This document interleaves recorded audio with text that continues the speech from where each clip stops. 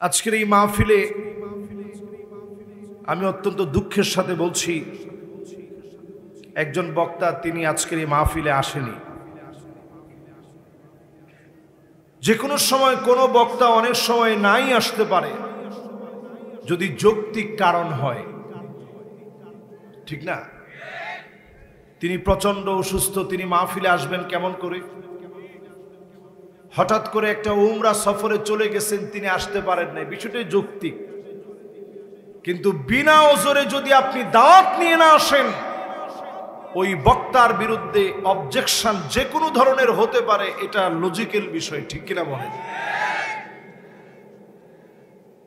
অত্যন্ত দুঃখজনক এই বিষয়গুলো। সাজানো বাগান সাজানো আছে তো বুঝেন না এখনো। মানুষ বাংলাদেশকে অনেক রকম কথা বলে, বাংলাদেশ নিয়ে অনেকে মনে করে দেশের মানুষ ভালো না। আমি তো মনে করি আল্লাহর জমিনের যদি কোনো ভালো মানুষ থেকে থাকে, আমার বাংলাদেশের ভিতরে সবচেয়ে ভালো মানুষ এই দেশে আছে। বদ্বীপের মতো ছোট্ট একটা দেশ, দুদিন পরে পরে পত্রিকায় আসে ভূমিকম্প আসতেছে, ভূমিকম্প হবে, 9 মাত্রার ভূমিকম্প হবে, পুরা ঢাকা শহর কেঁপে উঠবে, ভেঙে টুকরা টুকরা হয়ে যাবে। তারপরেও ভূমিকম্প হয় না, কারণ এই জমিনটারে আল্লাহ ভালোবাসে, ঠিক কিনা বলে? করোনা আসে, করোনা সারা দুনিয়াকে তটস্থ করে ফেলে। হজের কার্যক্রম পর্যন্ত সীমিত আকারে করা হয়, গোটা দুনিয়া স্তব্ধ হয়ে যায়, নিবিড় হয়ে যায়, নিস্তব্ধ হয়ে যায়। কিন্তু বাংলাদেশ এমন একটা দেশ, তখনও এই দেশে মানুষ মসজিদে গিয়ে নামাজ পড়ে। জোরে করে আল্লাহু আকবার। যা সাধারণ দেশ না। আমার রসুলকে নিয়ে যদি কেউ বাজে কোনো কথা বলে, এ দেশের মানুষ নামাজ না পড়লেও জীবন দেওয়ার জন্য মিছিলে আগে গিয়ে দাঁড়ায় যায়, ঠিক কিনা বলে? আমার দেশটা এমন একটা দেশ, যে দেশে অনেক সম্ভাবনা আছে। নতুন যে সম্ভাবনা বাংলাদেশের ভাগ্য আকাশে এসেছে, নতুন একটা সূর্যোদয় ঘটবে। মেঘ যদি ওই সূর্যোদয়কে আটকাতে না পারে, আজকে আমি আপনি যদি হিম্মত নিয়ে দাঁড়ায় যাই, আগামীর সূর্যোদয় হবে কালেমার পতাকার সূর্যোদয়। কেউ আটকা দিতে পারবে না, পারবে না, পারবে না।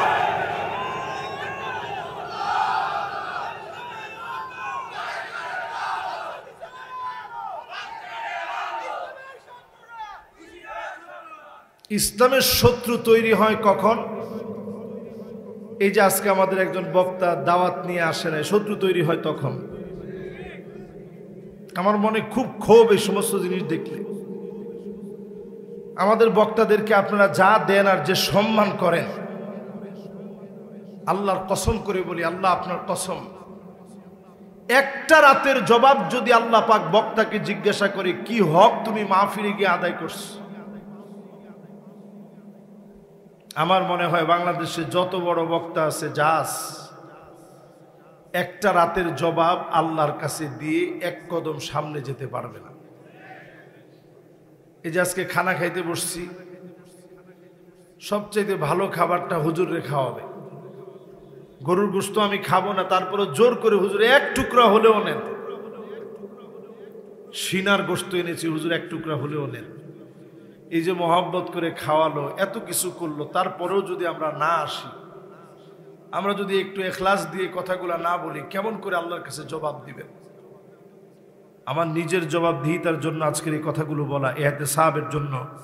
আমার যে ভাই আসে নাই, আশরাফুল ইসলাম বিপ্লবী, এটা চরমভাবে আমার কাছে মনে হয়েছে, চরমভাবে এটা অন্যায় কাজ হয়েছে। মাহফিল যেখানে নিবেন, টাইমলি সেখানে যাবেন, এটাই মুসলমানের ওয়াদা, ঠিক কিনা বলেন? সুতরাং আমি যুবকদের পক্ষ থেকে আপনাদের কাছে ক্ষমা চাচ্ছি। আমি নিজে বক্তা হয়ে দুঃখ প্রকাশ করছি। আল্লাহর আদালতে বহু আলেমকে দিয়ে জাহান্নামটা উদ্বোধন করা হবে। বহু আলেমের মাথা সেদিন নিচের দিকে দিয়ে দেওয়া হবে, পা গুলা উপরের দিকে ঝুলায় দেওয়া হবে। টেনে টেনে বহু আলেমকে জাহান্নামের দিকে নিয়ে যাওয়া হবে।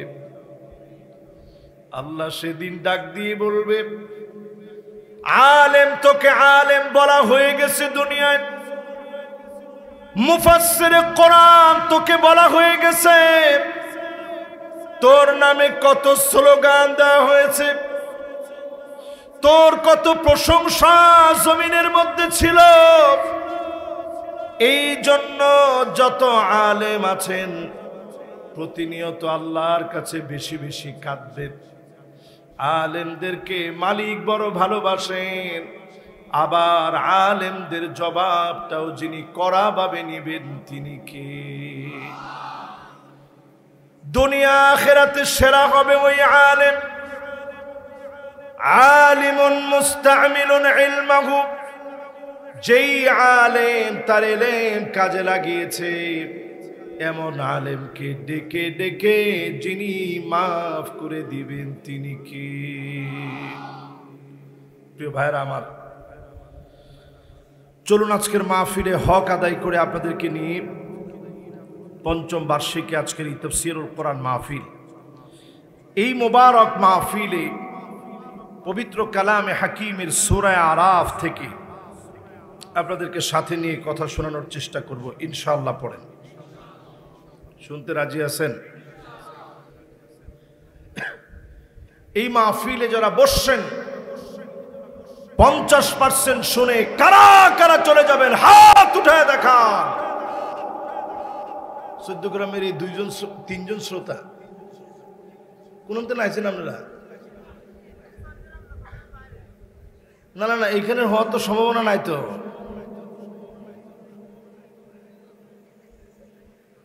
এবারে মাহফিলে যারা আসছেন মাত্র 3টা লোক হাত তুলছে, চিন্তা করছেন এর নাম 14 গ্রাম। অন্য বহু জায়গায় এটা বলার সাথে সাথে সবাই হাত উঠায়, এখানে মাত্র 3জন লোক হাত উঠেছে। এই মাহফিলে যারা বসছেন 60% 70% নয় 80% শুনে কারা কারা বাড়ি যাবেন দুটো হাত তুলে দেখান।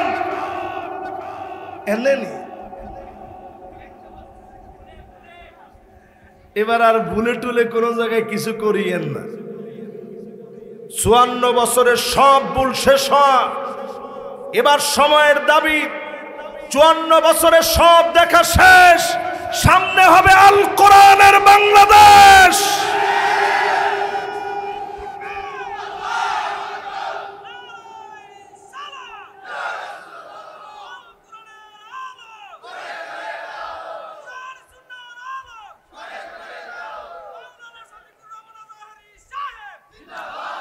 না না, মাওলানার নামে আর স্লোগান দিয়েন না। কিনলে মাওলানার নামে স্লোগান দিবেন? মাওলানা করে বহুত স্লোগান দিয়েছেন আপনারা, তবে মাশাআল্লাহ স্লোগান হবে কোরআন সুন্নাহর নামে। মাশাআল্লাহ সুন্দর স্লোগান হয়েছে। প্রিয় ভাইরা আমার, তাহলে কয় % শুনবেন? তো 80-র মধ্যে তো আপনারা হাত তুললেন। 100% কারা কারা শুনবেন একটু হাত তুলেন তো দেখি। মাশাআল্লাহ, পিছনে ওই যে যেতে মোবাইল ধরে রাখছেন গেঞ্জি আলা, না না আত এব উড়ায় না তো, যারে কইছি এব আত উড়ায় না। চিন্তা করেন কারবার, আল্লাহু আকবার। না না, ভিডিও বহুত মানুষ করেন তো, এরপরও হেতে হাত তুলেন। বাবারে বাবারে বাবা, কত মানুষ যে কি স্টাইলের। মাশাআল্লাহ, এবার হাতগুলা নামান। তার মানে আমরা একজনেরও কোনো ছুটি নেই, সবাই আমরা শুনবো ইনশাআল্লাহ। আমি কিন্তু খুব বেশি লম্বা আলোচনা জানি না, করতেও পারি না, ওইরকম জ্ঞানও আমার নাই। খুব অল্প স্বল্প জ্ঞান থেকে সূরা আরাফের আজকের এই মোবারক সূরা আরাফের আমার সামনে যে কোরআনুল কারীম আপনারা দিয়েছেন, সূরা আরাফের 179 নং আয়াতে কারীমা আমি তেলাওয়াত করেছি বিফাদলিল্লাহি তাআলা ওয়া বিতৌফিকিহি। যদি আল্লাহ রাব্বুল আলামিন আমাকে আপনাকে তৌফিক দান করেন, এই একটা আয়াতকে ঘিরে যতক্ষণ আল্লাহ তৌফিক দেন আপনাদেরকে শোনাবো ইনশাআল্লাহ। পড়েন, কিন্তু একটু প্রশ্ন করি, শুনবেন কতক্ষণ? না 100% তো শুনবেনই না, এগুলো একটা কথা নেই। 2 ঘন্টা কি শুনবেন আপনি? একটা আয়াত 2 ঘন্টা কেন শুনবেন? 1 ঘন্টা শুনেন কেন? ঠিক আছে তো? সবাই কোন ঠিক আছে? ঠিক আছে, মাশাআল্লাহ। তাহলে এবার মনোযোগ দিয়ে শোনেন। 10টা বেজে 24 বাজে, সর্বোচ্চ 12টার ভিতরে আমরা আমাদের মাহফিলের ইতি টানবো, যাতে করে এই আওয়াজ কারো ঘুম অথবা কষ্টের কারণ না হয়। ঠিক আছে না ভাই? আল্লাহ রাব্বুল আলামিন ইরশাদ করেন, ওয়ালাকাদ যারানা লিজাহান্নামা কাসীরাম মিনাল জিন্নি ওয়াল ইনস লাহুম কুলুবুন লা ইয়াফকাহুনা বিহা وَلَهُمْ أَعْيُنٌ لَّا يُبْصِرُونَ بِهَا وَلَهُمْ آذَانٌ لَّا يَسْمَعُونَ بِهَا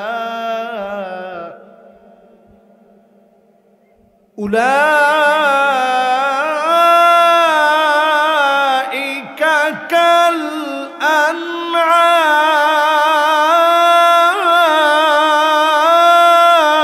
كالأنعام بل هم أضل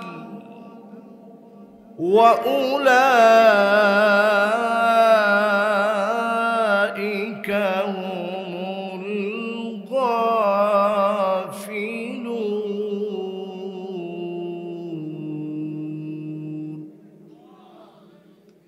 একটু চিৎকার করে বলেন সূরা আরাফের কত নম্বর আয়াত? ভুলে গেছেন বিজ্ঞানে? 179। কে কে বলছেন 179? দেখি এবার বাকিরা সবাই একটু আওয়াজ করে বলেন সূরা আরাফের কত নম্বর আয়াত? অবশ্যই আল্লাহ পাক সৃষ্টি করেছেন জাহান্নামের জন্য মানুষের মধ্য থেকে অনেক মানুষকে, জিনদের মধ্য থেকে অনেক জিনকে, যাদের অন্তর আছে অনুধাবন করে না, চক্ষু আছে কিন্তু দেখে না, কান আছে কিন্তু শোনে না। এই লোকগুলা এমন, আল্লাহ পাক নিজে তাদের পরিচয় দিতে গিয়ে বলেন তারা পশুর মতো অথবা এর চেয়ে নিকৃষ্ট। আর এরাই হলো শৈথল্য প্রদর্শনকারী, দ্বীনের ব্যাপারে এরাই পিছায় থাকে। আজকে যদি এ আয়াতে কারিমা বুঝে যেতে পারেন, খায়রুন লাকা মিন আন তুসাল্লিয়া আলফ রাকাত, 1000 রাকাত নামাজ পড়লে যেমন সওয়াব হবে, এর চাইতে বেশি সওয়াব যিনি বান্দার আমলনামায় দিবেন তিনি কে? ওমা একজন কোনায় যান, ও এতে মাহফিলের দাওয়াত দিছে, এতে চলে যেতেছে সবার আগে। ও ঠিক আছে, গিয়ে আবার আসতেছে। এবার একটু সবাই বলেন, তার মানে এই আয়াতে কারিমার আমরা অনুবাদ শুনলাম, এবার ব্যাখ্যায় চলেন। আল্লাহ পাক বহু মানুষকে জাহান্নামের জন্য, বহু জিনকে জাহান্নামের পথে পরিচালিত আপনি হওয়ার কারণে, দুনিয়ার জীবনে অধপতনের কারণে বহু মানুষ আর বহু জিন জাহান্নামের দিকে যাবে। যত আল্লাহর গোলামেরা এই মাহফিলে বসছেন, একটাবার চিন্তা করে দেখেন, শোক দিয়েছেন, মস্তিষ্ক দিয়েছেন, শ্রবণ করার মতো শক্তি দিয়েছেন, এই সবগুলার ব্যাপারে যার সামনে জবাব দেওয়া লাগবে তিনি কে? তিনটা দামি দামি অর্গানের কথা আল্লাহ পাক এখানে বলছেন। এর মধ্যে প্রথমটা বলছেন অন্তর। কি বলছেন? সবাই বলেন, কি বলছেন? ইদা সলুহাত সলুহাল জাসাদু কুল্লু। প্রথম যে অর্গানের কথা বললেন, দেখা যায় না, এই জায়গা যদি পরিষ্কার হয়ে যায়, গোপন এই জায়গা যদি পরিষ্কার হয়ে যায়, আপনার সব কিছুকে যিনি পরিষ্কার বানায় দিবেন তিনি কি? আমরা সব মানুষকে দেখানোর জন্য করি। যখন দেখবেন কেউ পাশ থেকে দেখতেছে নামাজটা এত সুন্দর করে পড়ি, এবং তাকায় দেখি যে হ্যাঁ এত তো দেখতেছে আমাদের। ইউরাউনান নাস, লোক দেখানোর জন্য আমরা কাজ করি। অন্তর শুধু জানে আপনার মনে কি আছে। এই জন্য যখন গুনাহ করেন, অন্তরের ভিতরে একটা কালো দাগ পড়ে যায়। দুইটা গুনাহ করলেন, দুইটা কালো দাগ পড়ে যাবে। তিনটা গুনাহ করলেন, তিনটা কালো দাগ পড়ে যাবে। হাজারটা গুনাহ করলে হাজারটা কালো দাগ পড়ে যাবে। লক্ষ গুনাহ করলে লক্ষটা কালো দাগ পড়ে যাবে। একমাত্র তাওবা করলে যিনি অন্তর পরিষ্কার বানায় দিবেন তিনি কি? এই আয়াতে কারিমাতে আল্লাহ পাক তিনটা অর্গানের কথা বলছেন। কয়টা? এক নাম্বার কলব। জোরে বলেন কি? আরো জোরে কোন কি? এই জায়গা পরিষ্কার করার জন্য প্রতিনিয়ত আল্লাহর দিকে মুতাওয়াজ্জে হয়ে যান। তাওয়াজ্জুহুল কুলুব ইলাল্লাহ, আল্লাহর দিকে মুতাওয়াজ্জে হয়ে যান। চক্ষুটা বন্ধ করে মাঝে মাঝে কল্পনা করেন আল্লাহ কি দিয়েছে। এত এত নিয়ামত মালিক আপনাকে দিলেন, এত এত নিয়ামত আপনি পেলেন। আল্লাহর দিকে যখন মুতাওয়াজ্জে হয়ে যাবেন, অন্তরটাকে যিনি পরিশুদ্ধ বানায়া দিবেন তিনি কি? এবার উদাহরণ নেন সাহাবায়ে কেরামের জীবন থেকে। আল্লাহর নবীর বড় আদরের সাহাবী হানজালা নামক সাহাবী, যেই সাহাবী উহুদের প্রান্তে শহীদ হয়ে গিয়েছিলেন। নতুন বিয়ে করার পরে জিহাদের ময়দানে গেলেন, আর ফিরে আসতে পারে নাই। ফেরেশতারা গোসল দিয়েছেন সাহাবীকে, গসিলুল মালাইকা উপাধি পেলেন। আল্লাহর ফেরেশতারা গোসল করা দিয়েছে। যেই সাহাবী আল্লাহর কাছে এত দামি হয়েছে, সেই সাহাবী নিজে নিজে মনে করা শুরু করেছে, নাফাকা হানজালা, হানজালা মনে হয় মুনাফিক হয়ে গেছে। আর আমরা নিজেরা নিজেদেরকে কত বড় মুত্তাকি বলে মনে করি। হানজালার মতো সাহাবী যাকে ফেরেশতারা গোসল দিয়েছে, উনি নিজে নিজেরে বলতেছে, হানজালা তুই তো মুনাফিক হয়ে গেছিস। এই কথা বলতে বলতে তিনি অনেককে বলে ফেললেন হানজালা মুনাফিক হয়ে গেছে। কাঁদতে কাঁদতে বেহুশের মতো হয়ে গেলেন। আবু বকর রাদিয়াল্লাহু তাআলা আনহু পাশে আসলেন, ডেকে বলতেছে, হানজালা এমন কেন বলতেছে? কেন আপনি নিজেকে নিজে মুনাফিক বলে মনে করেন? হানজালা বলেন, এই জন্য মুনাফিক মনে করি, নবীজির সামনে থাকলে, কথাগুলো শুনলে দিলের ভিতরে একরকম পরিবর্তন আসে।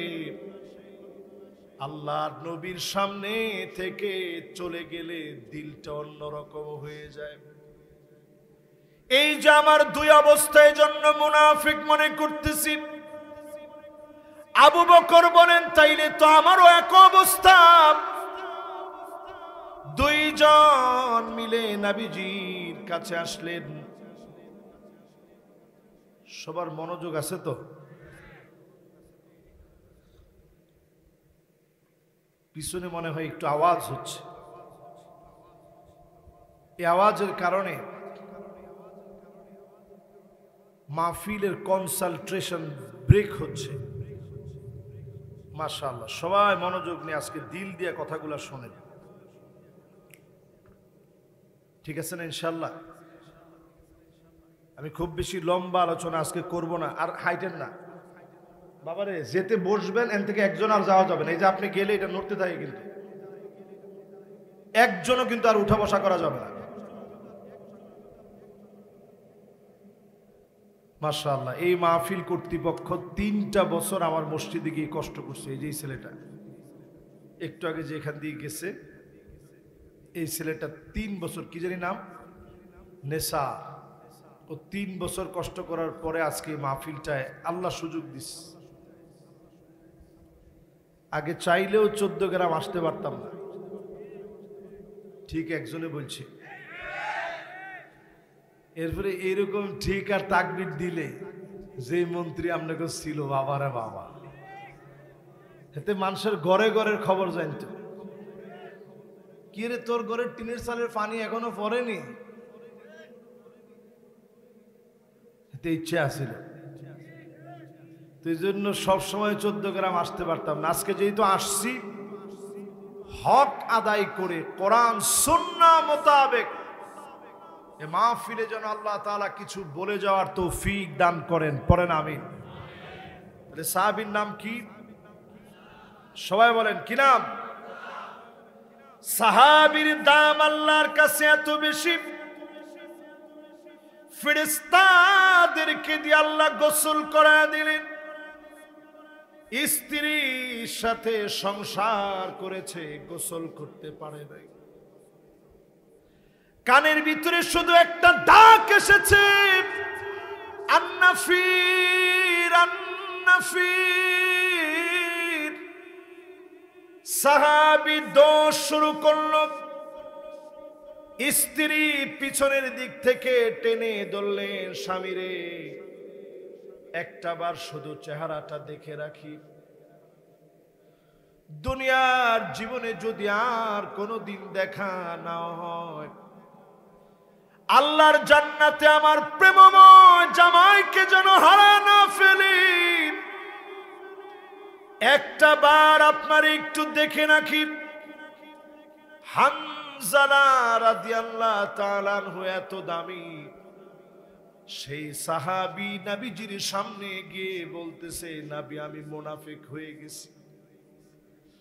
আল্লাহর নবী বললেন, ওয়া মাযা তাকুল ইয়া হানজালা, ও হানজালা এটা কেমন কথা, কেমনে তুমি বলতে পারলাম? তোমার মতো সাহাবী কেমন করে মুনাফিক হবে? হানজালা বলেন, নবী আপনার সামনে যখন আসি দিলটা একরকম থাকে, আপনার কথাগুলো যখন শুনি দিলটা একরকম থাকে। আজকে মাহফিলে যারা বসলেন দিলটা একরকম, এখান থেকে বের হলেই অনেকের দিলটা অন্যরকম, ঠিক নেই?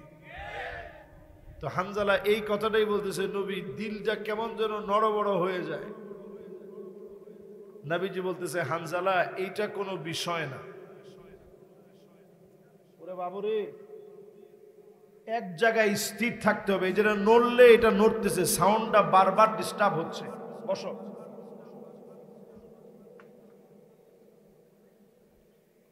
এই যে ডিস্টার্ব হইলে কথার তালটা হারায় যায়, লই কেমনে কিনব। বাস স্টেজে যারা উঠছেন একটা নিয়ম রেখে, হ্যাঁ, আমি আবার ধমক টমক দিতাম হারি না। ধমক দিলে আর নিজের কাছে খারাপ লাগে, তো থাক, ধমক টমক সব বাদ, আবার আগের জায়গা থেকে আসি। দেখেন কয়বার ডিস্টার্ব হইছে। হানজালা রাদিয়াল্লাহু তাআলা আনহুকে নবীজি বললেন, হানজালা শোনো,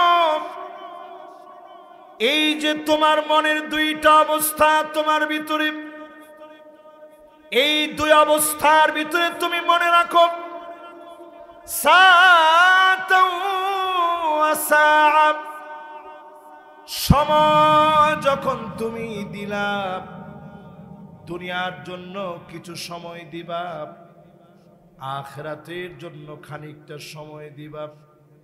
সারা দিন তো আখিরাতের জন্য সময় দেওয়া যায় না, সারা দিন মাহফিল শোনা যায় না, সারা দিন কাজকর্ম বাদ দিন, সারা দিন আপনাকে বলে নাই মাহফিল শুনতে। দিনের জন্য যদি সামান্য সময় দেন, এই সময়টাকে কবুল করে অন্তরটাকে যিনি পরিশুদ্ধ বানায় দিবেন তিনি কি? এজন্য প্রথমে আল্লাহ পাক অন্তর ঠিক করার কথা বললেন। অন্তর ঠিক করার জন্য বেশি বেশি প্রতিদিন প্রতিদিন প্রতিদিন লা ইলাহা ইল্লাল্লাহ প্রত্যেকটা দিন আপনি পড়বেন, যত বেশি পারেন পড়বেন। গুনতে পারেন না, অসুবিধা নাই, অগণন আপনি পড়েন লা ইলাহা ইল্লাল্লাহ। বলেন কি পড়বেন? আবার আবার নবীজি বলেন জাদ্দিদু ঈমানাকুম, ঈমানটারে তোমরা নতুন করো, নবায়ন করো, রিপেয়ার করো। সাহাবায়ে কেরাম প্রশ্ন করলেন, নবী ঈমানরে আবার নতুন করব কেমনে?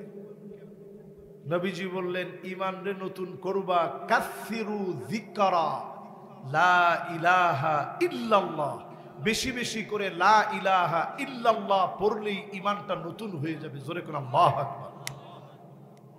আরব দেশে দেখবেন তাদের মধ্যে অনেক কিছু এমন এমন জিনিস আসে, এমন এমন জিনিসগুলো আছে যেগুলো নেওয়া যায়। আরবের ভিতরে আপনারা গেলে দেখবেন ওরা ক্লান্ত হয়ে গেছে, কষ্টে পড়ে গেছে, দেখবেন যে সুন্দর করে বলে ফেলছে লা ইলাহা ইল্লাল্লাহ। একটু ক্লান্ত লাগতেছে লা ইলাহা ইল্লাল্লাহ। এর দ্বারা ঈমানটাকে যিনি নতুন নবায়ন একেবারে রিপেয়ার করে দিবেন তিনি কে? এবার আপনারা আমার সাথে সাথে বলেন, প্রথম অর্গান অন্তর যদি ঠিক হয়ে যায়, পুরাটা দেহ যিনি ঠিক বানায় দিবেন তিনি কে? অন্তরের ভিতরে ৬টা কারণে রোগ হয়ে যায়। আওয়াজ করে বলেন কয়টা? আরো জোরে, জোরে হলো না? মাশাআল্লাহ, এই ৬টা আজকে একেবারে নতুন ভাবে ১৪ গ্রামের ভাইদেরকে আজকে নতুন ভাবে ৬টা বিষয় একটু মুখস্থ করায় দিয়ে যেতে চাই। ১ নম্বরে ইউযনাবুনা বিরাজাইত তাওবা, অন্তরটা তখন দুষ্ট অন্তর হয়ে যায়, কুলসিত হয়ে যায়, জাহান্নামের পথে ধাবিত হয়ে যায়। যখন আপনি গুনাহ করার পরেও মনে করেন তাওবার কয়দিন পরে করব, এরকম লোক আছে না নাই? আমাদের দেশের যিনি প্রধানমন্ত্রী ছিলেন, উনার দিকে যদি আপনি শুধু এতটুকুন শব্দ লাগান, ইয়াযনাবুনা বিরাজাইত তাওবা, তাওবা করবেন, গুনাহ থেকে মাফ চাবেন, এটা তখন আপনার দ্বারা সম্ভব হবে আপনি যখন নিজের গুনাহগার বলে মনে করবেন। ঠিক কিনা বলেন? এখনো আপনি তাকায় দেখেন যারা কথায় কথায় বলে আমরা কি অপরাধ করছি জানি না, বলেনি বলেনি? একটু তাকায় দেখেন, শাপলা চত্বরের রক্তের কথা এখনো মুসলমান ভুলে যায় নাই। আল্লামা সাঈদী রহমাতুল্লাহ আলাইহির 13টা বছরের কারাবরণের ইতিহাস মুসলমান ভুলে যায় না।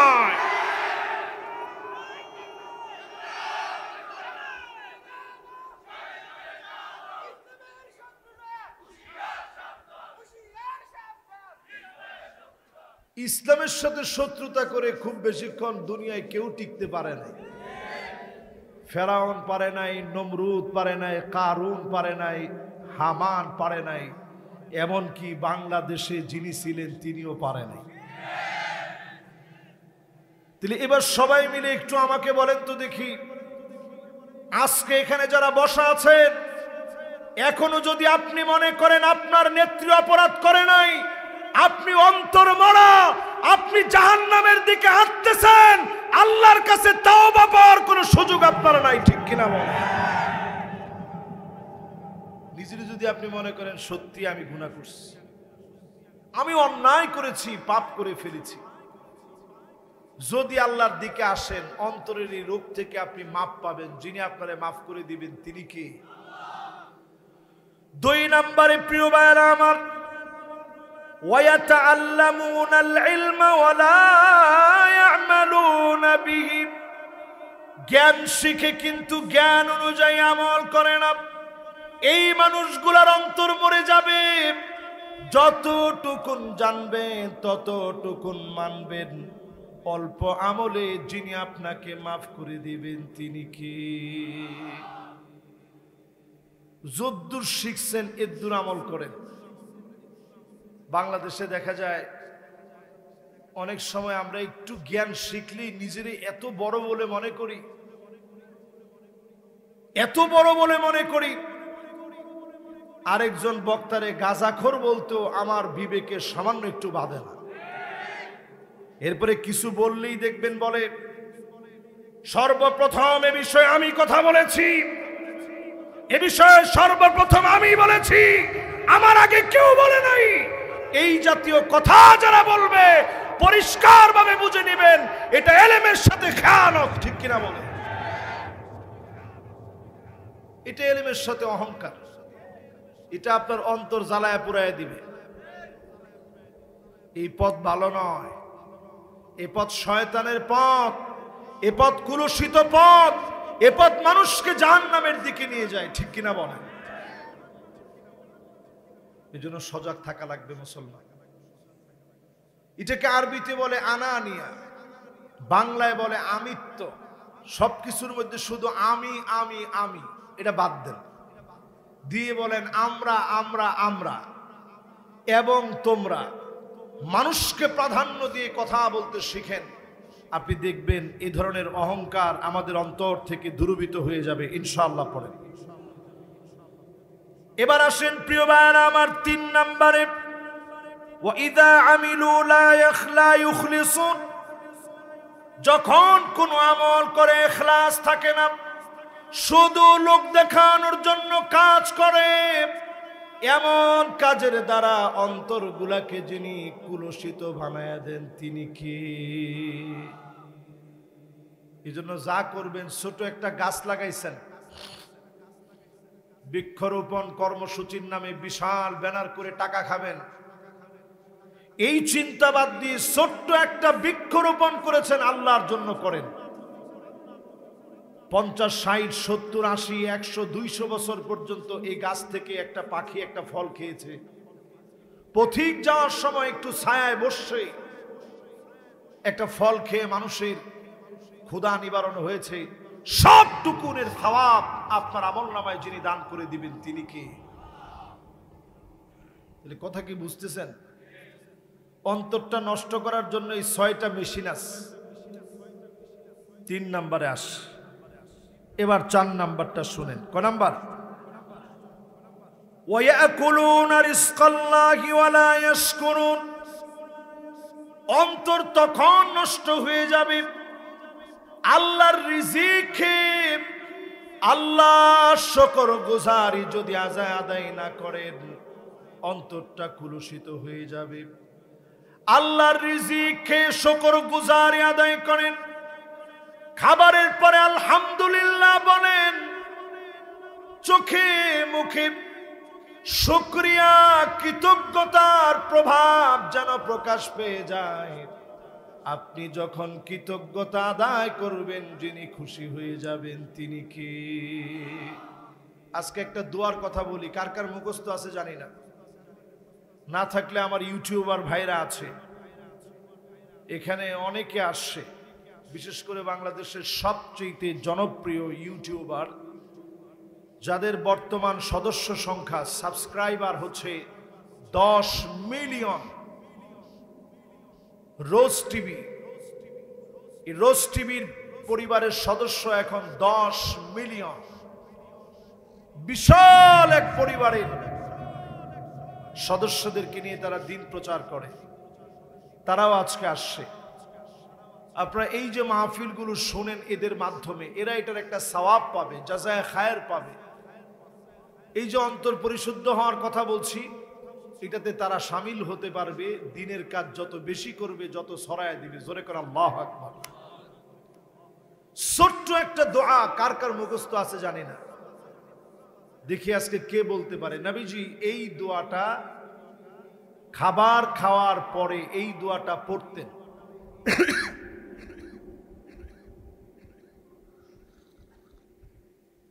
এবং নবীজি বলতেন যে খাবার খাওয়ার পরে এই দোয়াটা যে পড়বে, আল্লাহ পাক তার গুনাহ খাতা গুলাকে মাফ করে দিবেন। জোরে করে আল্লাহু আকবার। তাহলে দোয়াটার দাম কম না বেশি?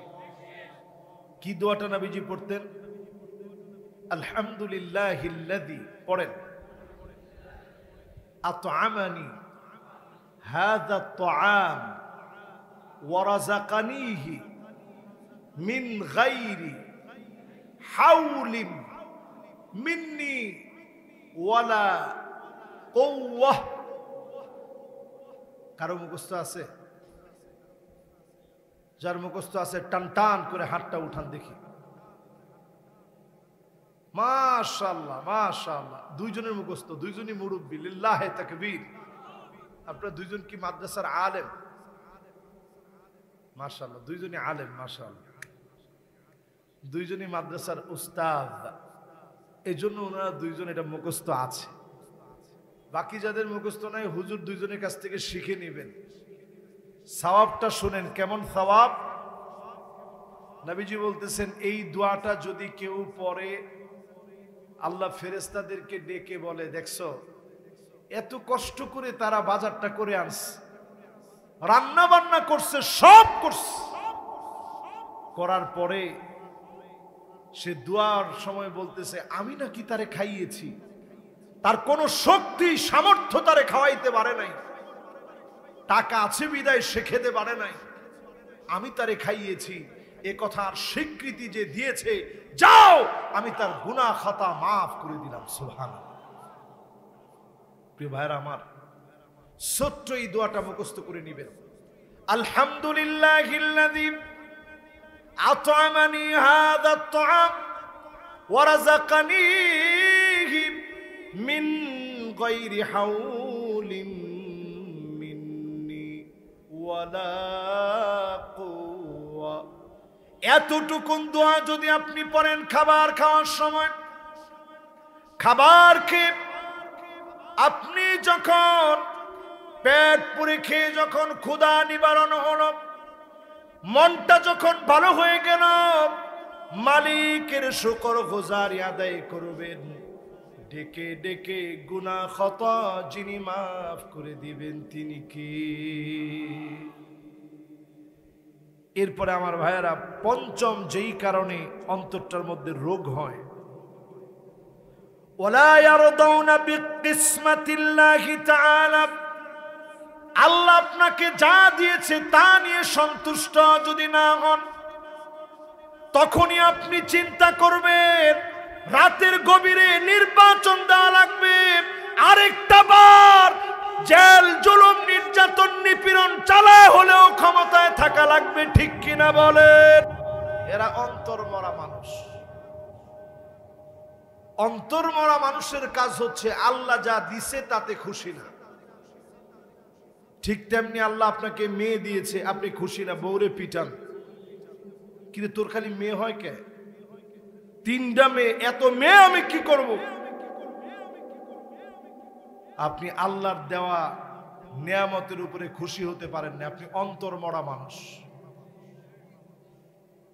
ঠিক তেমনি আজকে আল্লাহ যে সুযোগ দিয়েছে, এই সুযোগ দেওয়ার পরে এই সুযোগ যদি আপনি কাজে না লাগান, আপনি যদি মনে করেন ক্ষমতা আল্লাহ এমনি এমনি দিবে, আপনি অন্তর্মরা মানুষ। যেই সুযোগ পেয়েছেন, আগামীর কোরআনের সূর্যোদয়ের জন্য সময় কাজে লাগানো লাগবে। ঠিক কিনা বলেন? পঞ্চম নাম্বার শেষ। এবার কয় নাম্বার? সবার মনোযোগ আছে তো? আলহামদুলিল্লাহ। আমি দেখতেছি একেবারে শেষ পর্যন্ত সবাই মনোযোগ নিয়ে শুনতেছে। এটি ভালো লাগার বিষয়, আবেগের বিষয়। এবার 6 নাম্বারটা শোনেন কি কারণে আমাদের অন্তরটা কালো হয়ে যায়। 6 নাম্বার কারণ হলো ইয়াদফিনুনা মাউতাহুম ওয়ালা ইয়াতাবিরুন।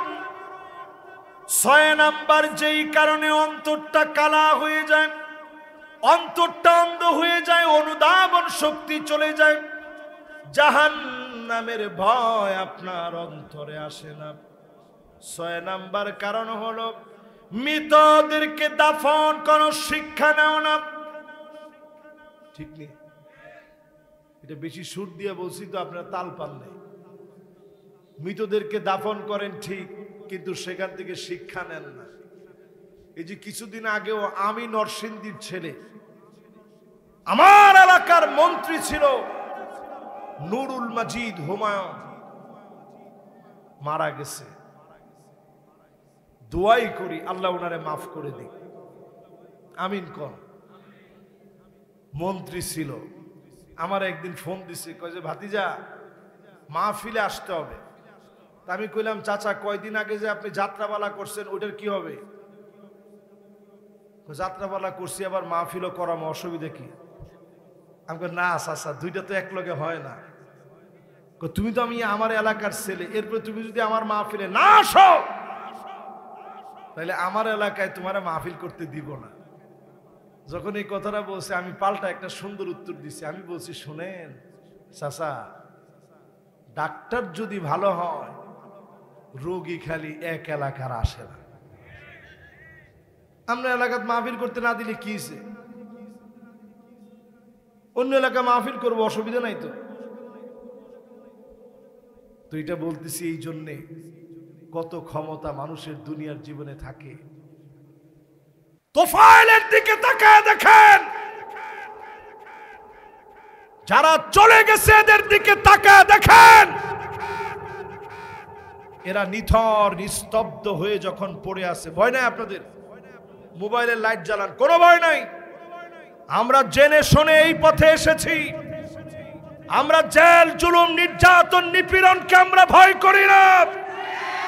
আমাদের একটাই দাবি, বাংলাদেশে নতুন করে যে সূর্যোদয় হবে ওই সূর্যোদয় হবে আল্লাহর কোরআন আর রাসূলের সুন্নাহর উপরে। এই যে আজকের মাহফিল থেকে যে স্লোগানগুলো উঠছে, আমি এলাকার মন্ত্রীকে শোনায় দিতে চাই, আপনি একটু তাকায় দেখেন। না দাইলেও তো শুনবো, অসুবিধা নাই। একটু তাকায় দেখেন, দিনের পর দিন মামলা দিয়েছেন, হামলা করেছেন, পিটিয়েছেন, কিন্তু নারায়ে তাকবীরের স্লোগান আপনি কেড়ে নিতে পারেন নাই।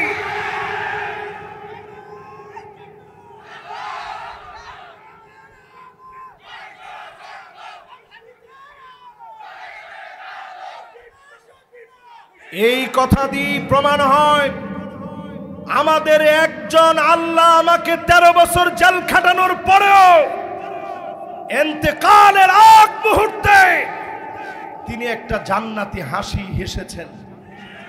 যেই হাসিটা দেখার পরে আমার কাছে উপলব্ধি হয়েছে 13 বছরেও জালেম একজন বয়োবৃদ্ধ আলেমে দ্বীন মুফাসসিরে কোরআনের হিম্মতকে এক টুকরা কমাতে পারে নাই।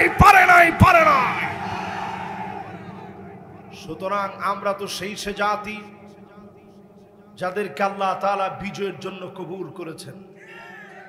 যদি এই জায়গায় এসেও ভুল করেন, বড় বড় খেসারত দেওয়া লাগবে আপনাকে, আমাকে, সবাই।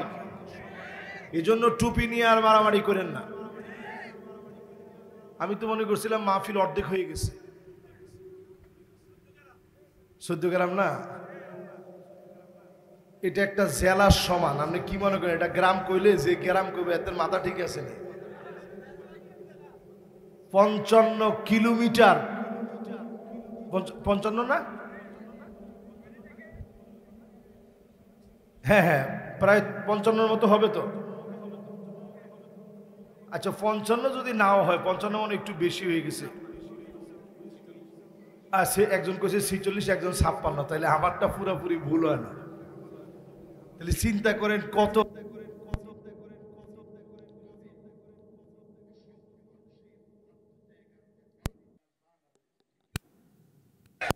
প্রিয় ভাইরা আমার, আজকের যে আয়াতে কারিমা আপনাদেরকে বোঝানোর জন্য আমি বসছি, বুঝাইতে পারলে আজকে আমি ইনশাআল্লাহ মনে করি যে আজকের এই মাহফিলটা সফল হবে ইনশাআল্লাহ। বলে এই জন্য আজকের ইসলামের বিজয়ের জন্য অন্তর পরিষ্কার হওয়া লাগবে।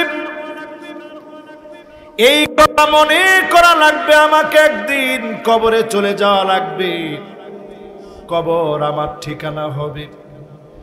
এই কবর যদি আপনার ঠিকানা, এটা যদি বিশ্বাস করেন, ফাঁসির মঞ্চে আপনাকে নিয়ে যাবে, আপনার পা কাঁপবে না, হাসতে হাসতে ফাঁসির মঞ্চে আপনি যাবেন। আর যিনি আপনাকে ফাঁসির মঞ্চ থেকে জান্নাত পর্যন্ত কবুল করবেন তিনি কে? চিন্তা করেন, আমাদের প্রিয় আল্লামা যদি একটা মুসলেকা দিতে, আমি জীবনে অনেক বড় ভুল করছি, আমি আর ভুল করতে চাই না, জীবনের শেষ সময়টা নাতি নাতনি সবাই নিয়ে একটু থাকতে চাই, আমারে তোমরা মাফ করে দাও। অবশ্যই ওনাকে মাফ করে দেওয়া হতো, কিন্তু তিনি এই জাতির কাছে কলঙ্কিত একজন মানুষ হয়ে থাকতেন, ঠিক কিনা বলেন? আমেরিকার ভিসা থাকা সত্ত্বেও আমাদের নেতারা পালায় যায় নাই। আমি ধন্যবাদ জ্ঞাপন করি বিএনপির চেয়ারপারসন বেগম খালেদা জিয়া, তিনিও পালায় যান নাই। মতিউর রহমান নিজামী পালায় যান নাই, কাদের মোল্লা পালায় যায় নাই, কামরুজ্জামান পালায় যায় নাই, মীর কাসেম আলী পালায় যায় নাই।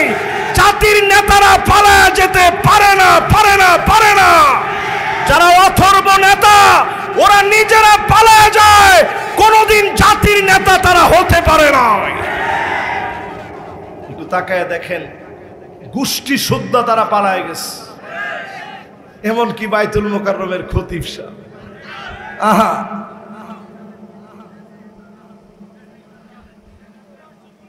এই যে পালায় গেছে, আহারে, আপনারা তো হাসতেছেন, আমিও হাসতেছি, কিন্তু এর লজ্জা আপনি চিন্তা করতে পারেন। একটা দেশের বাইতুল মোকাররম, একটা দেশের জাতীয় মসজিদ,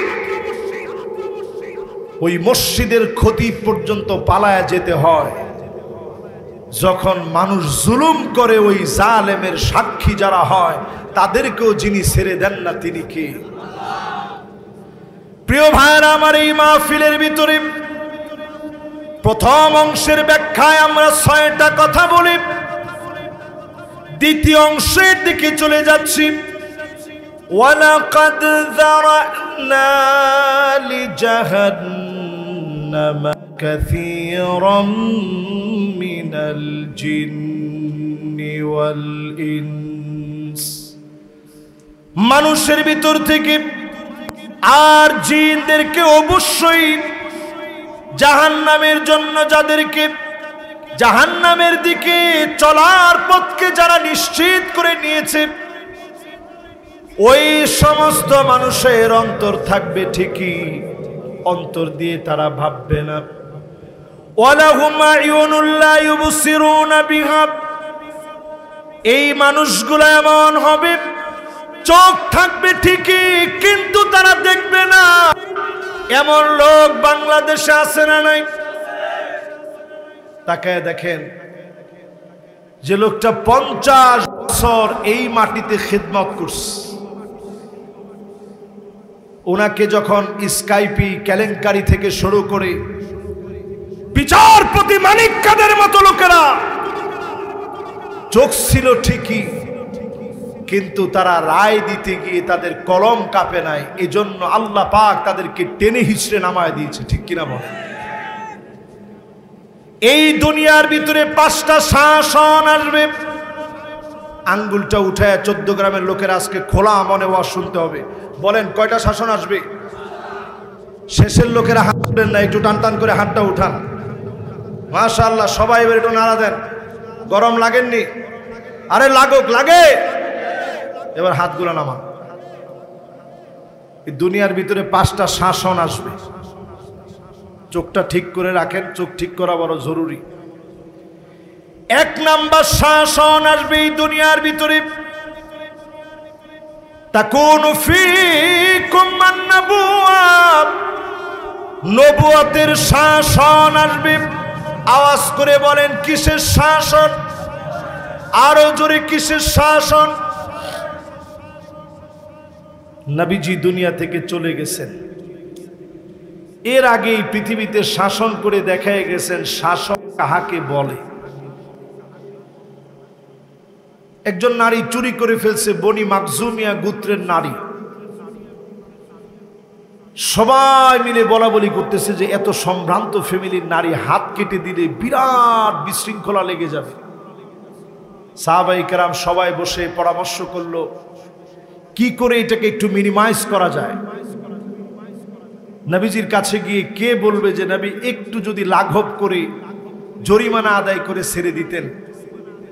সবাই উসামাকে বেছে নিয়েছে, বয়সে অল্প, নবী খুব আদর করে, কারণ নবীজির পালক পুত্রের সন্তান, নবীজির নাতি, নবীজিকে দাদা দাদা বলে ডাকত। আল্লাহর নবীর কাছে উসামা আসলেন, ডাক দিয়ে বলে দাদাজি, বনি মাকজুমিয়ার যেই নারী ভুল করে চুরি করে ফেলেছে, হাত না কেটে শাস্তি লাঘব করে দেন, টাকা আদায় করে নেন, জরিমানা আদায় করেন। আল্লাহর নবীর চেহারা লাল হয়ে গেল। নবীজি সাহাবীদেরকে ডেকে ভাষণ দিয়ে বললেন, লাউ ফাতিমা বিনতে মুহাম্মদ, আমার মেয়ে ফাতেমা যদি চুরি করে ফেলতো, লাকাতাতু ইয়াদাহা, এক কূপে ফাতেমার হাত আমি কেটে দিতাম। বলেন আল্লাহু আকবার। এর নাম শাসন। এর নাম কি? হযরত ওমর রাদিয়াল্লাহু তাআলা আনহুর ঠিক যখন পেট দিয়ে খাবার খাওয়ালে বের হয়ে যাচ্ছে, কয়েকজনের কাঁধে তিনি ভর দিয়ে একটু দাঁড়াইলেন, দাঁড়ায় সবার কাছে মাফ চাইলেন আর বললেন, ফালইয়াকতাসু মিন্নী ক্বাবলাল কিসাস ইয়াউমাল কিয়ামাহ, আমি ওমর যদি কারো উপরে অন্যায় করে থাকি, আমি আর বেশিক্ষণ মনে হয় দুনিয়ায় নাই, এখনই আমার কাছ থেকে প্রতিশোধ নিয়ে নাও। যদি কোনো অন্যায় করে থাকি, অবিচার করে থাকি, আমি ওমরের কাছ থেকে প্রতিশোধ নাও। সবাই থমথমে হয়ে গেল। হযরত ওমরের বক্তব্যে চারদিক থমথমে হয়ে গেল। একটা বার কল্পনা করেন, ছুরি দিয়ে আঘাত করেছে, নারী বুড়ি গুলা কেটে গিয়েছে, তখনও দাঁড়ায়া জনগণের হকের কথা তিনি ভাবলে। এর নাম হচ্ছে বিচার। এই পৃথিবীতে 5টা শাসন আসবে। 1 নম্বর শাসনের নাম নবুয়তের শাসন। নবীজি চলে গেলেন, কিয়ামত অবধি আর কোন প্রকার নবী কিংবা রাসূল এক মুহূর্তের জন্য শাসন করার জন্য এই পৃথিবীতে আর আসবে। 2 নম্বর শাসন নবীজি বলে গেলেন, সুম্মা তাকুনু খিলাফাতান আলা মিনহাজিন নবুওয়া, আলা মিনহাজিন নবুওয়া। 2 নম্বর শাসন আসবে কোরআন সুন্নাহ অনুযায়ী এই জমিনের ভিতরে খুলাফায়ে রাশিদিনরা শাসন করবে। ওই শাসনকে যিনি সম্মানিত বানায় দিয়েছেন তিনি কে? 32 বছর 6 মাস এই শাসন ছিল। কেমন লোকেরা শাসন করছে? এর মধ্যে প্রথম ছিল আবু বকর রাদিয়াল্লাহু তাআলা আনহু ওয়া আরদাহু। বলেন আল্লাহু আকবার। কেমন তিনি? আবু বকর তো এমন ছিলেন, একদিন আবু বকর রাদিয়াল্লাহু তাআলা আনহুর ছেলের সঙ্গে কথা হচ্ছে। আব্দুর রহমান বলতেছে, আব্বা, বদরের প্রান্তে আমি কিন্তু কয়েকবার ঘুরা ফিরা আপনারে পাইছি, কিন্তু আপনার গায়ে আঘাত করি নাই, আপনি আমার বাপ। বদরে আবু বকর রাদিয়াল্লাহু তাআলা আনহুর ছেলে ইসলাম গ্রহণ তখনও করেনি। আবু বকর ডাক দিয়ে বলে, ওয়াল্লাযী নাফসি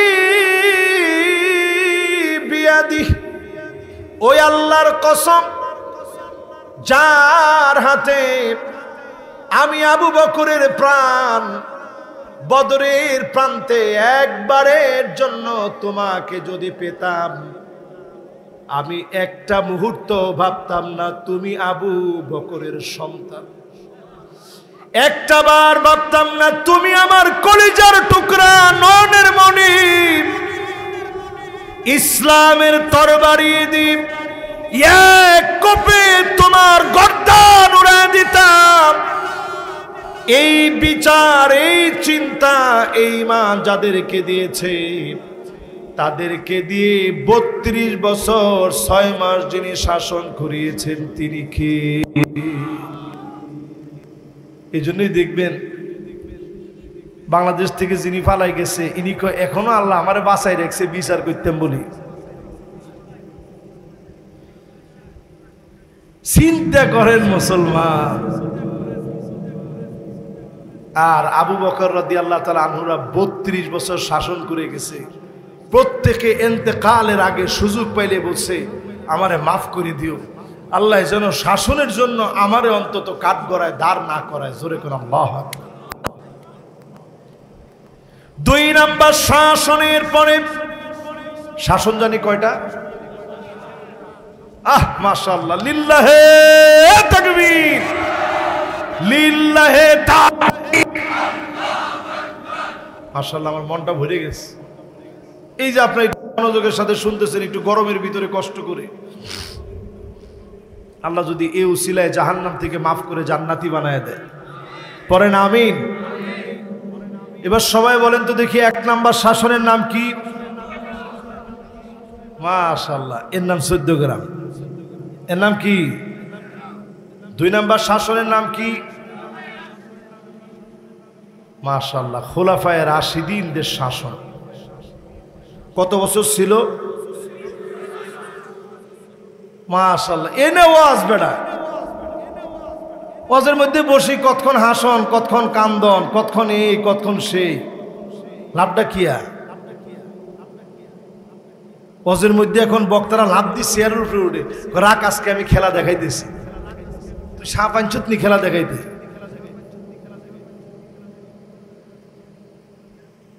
এই জন্য আল্লাহর হস্তে ওয়াজটারে যেটা মনে সেটা মনে করিয়েন না।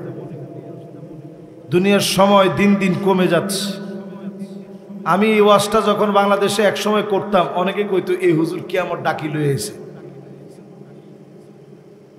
এমনকি টেলিভিশনে একবার আমাকে নিয়ে যখন একটা নিউজ করা হলো, পরে আমি আবার টেলিভিশনে প্রোগ্রাম করতে যাওয়ার পর আমি তাদেরকে বললাম যে আমারে নিয়ে তো এই কয়েক বছর আগের এই বিষয়টা নিয়ে আপনারা নিউজ করলেন, এখন তো এই নিউজগুলো রেগুলার আপনারা দিচ্ছেন, কারণটা কি? হুজুর কারণ আর কিছু না, জনগণ এগুলো খুব ভালো দেখে,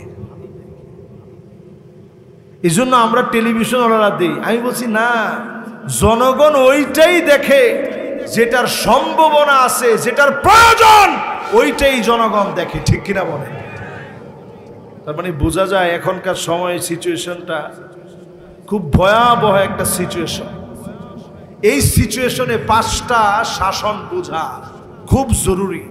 1 নাম্বার শাসন জানি কি? 2 নাম্বার শাসন কত বছর? সুবহানাল্লাহ। এবার 3 নাম্বার শাসন শুনুন। সুম্মা মালিকান আদন, এরপরে শাসন আসবে রাজতন্ত্র, রাজার ছেলে রাজা, ঠিক না? আমগো দেশও বাপের বন্দনা যেরকম শুরু হয়েছিল, রাজতন্ত্রের চাইতে 1 ইঞ্চি কম ছিল না বাংলাদেশ। জিয়ানে যাবেন হিয়ানে বাপ, কি রে? ওআইসির এক সম্মেলনের কথা আমার মনে আছে। আরে আলেমরা যে কত রকম দালাল ছিল রে বাবু। ওআইসির এক সম্মেলনে আমি ইন্টারপ্রেটার হিসেবে বাংলা বক্তব্য আরবি করছি। তো আরবি করার পরে যখন বারবার বলতেছে জাতির পিতা, আমি আস্তে করে শব্দটা চেঞ্জ করে দিছি। আমি সুকৌশলে চেঞ্জ করে বলছি হুয়াল কায়েদ ওয়ার রায়েদ লিশাবিল বাঙ্গালি, বাঙালি জাতির নেতা। আমি একবারও কইনি পিতা, আমি কইছি নেতা। কিন্তু কেউ বুঝে নাই, একজনও বুঝে নাই। সবাই তো কয় না মাশাআল্লাহ হুজুর অনুবাদটা তো সুন্দর করে করছে। কিন্তু এরাবিয়ানরা এরা তো বুঝছে। এরা আমারে তখন বলতেছে মাশাআল্লাহ আহসানত ওয়ালাইসা আবুনা সাইয়্যিদনা ইব্রাহিম আলাইহিস সালাম। উনি আমাদের জাতির পিতা নয়, আমাদের জাতির পিতা ইব্রাহিম আলাইহিস সালাম। বলেন আল্লাহু আকবার। বাংলাদেশি একজন আলেম সে আইসা আমারে বলতেছে কেউ একবারও তো আপনি জাতির পিতা কন নাই। আমি কইতে ঠিক আছে, আমি আবুল বাঙ্গাল কই নাই, আমি তো জাতির নেতা কইছি। আপনি গিয়া ফিতা কইতেন, অসুবিধা কি ছিল? আপনি অনুবাদ করলেন না কিনলে? কয় না আপনারা আনছে, আপনি অনুবাদ করবেন। এটা তো অনেক চিন্তা ভাবনা করে তারা দিছে, সবারে দিয়ে এই অনুবাদ হবে না। 21টা দেশের প্রতিনিধি আসছে, ওই জায়গায় অনুবাদ করবেন। অনেক চিন্তা ফিকির কইরা তারপরে ওই জায়গায় অনুবাদ করতে দিস। অনুবাদ করতে দেওয়ার পরে কেন আমি আবুল বাঙ্গাল বলি নাই, এটা কারো মনে না লাগলেও দালাল প্রকৃতির ওই হুজুরের মনে ঠিকই লেগে গেছে। ঠিক কিনা বলে? ওই হুজুরি আলোচনা শুনলে ঠিকই বুঝবে। এবার একটু আপনারা আমার সাথে সাথে বলেন, শাসন হচ্ছে নবুয়াত, এরপরে কি? মাশাআল্লাহ, এরপরে কি? এই জমিনের ভিতরে রাজতন্ত্র ছিল 1000 বছর ধরে। রাজতন্ত্রের ভিতরে ভালো ছিল, খারাপও ছিল। আমাদের ভিতরে এমন শাসন ছিল, আল্লাহ এটা বলতে গেলে চোখে পানি চলে আসে। তারিক বিন জিয়াদ 711 সালে তিনি তানজা নামক অঞ্চলে জন্মগ্রহণ করেছিলেন। তানজা হচ্ছে মরক্কো, আটলান্টিক মহাসাগরের নিকটবর্তী জায়গায় তিনি জন্মগ্রহণ করলেন। বারবারি সম্প্রদায়ের লোক ছিলেন। এক প্রাণবন্ত যুবক 7000 লোককে একত্রিত করছেন। কত হাজার? প্ল্যান প্রোগ্রাম হচ্ছে ইউরোপে কালেমার পতাকা উড়াতে হবে। বলেন আল্লাহু আকবার। জীবন বাজি রেখে 7000 সৈন্যবাহিনী নিয়ে তারিক বিন জিয়াদ সেই আটলান্টিক মহাসাগরের উত্তাল ঢেউগুলা পাড়ি দিয়ে যখন যাচ্ছিলেন, সামনে তাকায় দেখে খ্রিস্টান সব সৈন্যগুলা দাঁড়ায় আছে। তিনি হিম্মতওয়ালা, জীবন বাজি রাখা 7000 মুসলিম সৈন্য বাহিনীদেরকে ডাক দিয়ে বললেন, ও ভাইরা, তাকায় দেখো সমুদ্রের কি বড় বড় ঢেউ, সামনের দিকে সৈন্যবাহিনী, পালাবার মতো কোনো জায়গা নাই। লা মালজা ওয়ালা মানজা মিনকা ইল্লা ইলাইহি। আজকে যাওয়ার মতো কোনো জায়গা নাই। হিম্মত নিয়ে জীবন দেওয়ার জন্য প্রস্তুত হও। হুঙ্কার যখন দিলেন, খ্রিস্টানরা বলতেছিল, আমরা দেখতেছিলাম কদর আইনা মা তারিক বিন জিয়াদ কওমুন লাউ আরাদু আইয়াখলা আল জাবাল লাখালাউ। তারিক বিন জিয়াদের সঙ্গে যারা ছিল এমন মুসলমান ছিল, তারা যদি পাহাড়কে বলতো পাহাড় আমরা নবীর উম্মত, সরে দাঁড়াও, এক মুহূর্তের ভিতরে পাহাড় সরে যেত। এরা যদি সমুদ্রের দিকে তাকায় বলতো, সমুদ্র এখনই তুমি তোমার ঢেউকে থামায় নাও, সমুদ্রের ঢেউ থেমে যেত।